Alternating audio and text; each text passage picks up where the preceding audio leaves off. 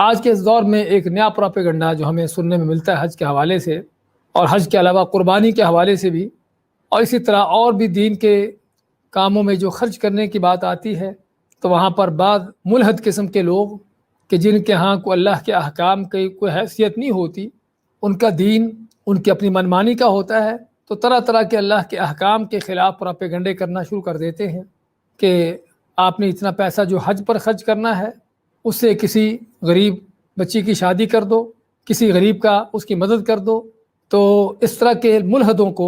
حج کے موقع پر، حج کے حوالے سے، قربانی کے حوالے سے، اس طرح کے موقعوں پر جو ہے وہ غریب بچیاں یاد آتی ہیں، معاشرے کے غریب فقیر مسکین اس وقت ان کو یاد آتے ہیں۔ ہاں، جب یہی حاجی صاحب حج میں جانے والے جن کو روکا جا رہا حج سے، اور کہا جاتا ہے کہ حج کی بجائے کسی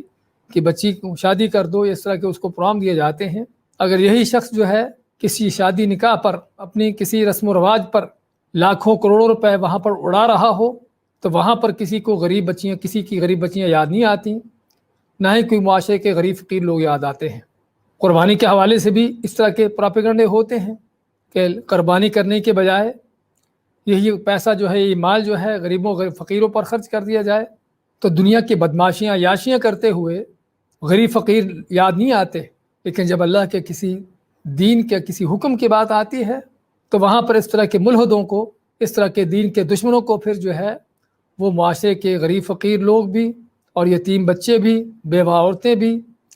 اور جن کے شادیاں نکاح نہیں ہوتے، وہ بھی ان کو یاد آنا شروع ہو جاتے ہیں۔ اور یہ بھی اسلام کے اور دین کے خلاف، اللہ کے احکام کے خلاف ایک سازش ہے کہ جسے ہمیں سمجھنے کی ضرورت ہے۔ بڑے بہترین پردوں کے اندر اور بہت بہترین الفاظ کے ساتھ اس طرح کی سازشیں کی جاتی ہیں، اور اس کے اندر جو اسلام اور دین کے خلاف